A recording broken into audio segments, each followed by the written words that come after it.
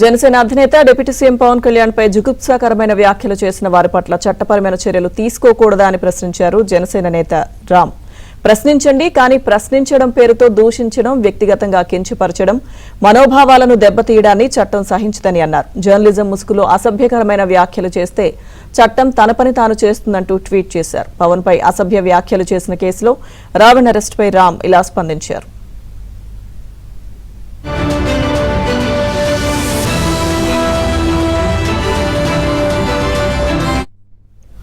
హిందువుల ఆరాధ్య దైవం శ్రీరాముడిపై మత విద్వేషాలు రెచ్చగొట్టేలా వ్యాఖ్యలు చేస్తే మౌనంగా ఉండాలనా అన్నారు.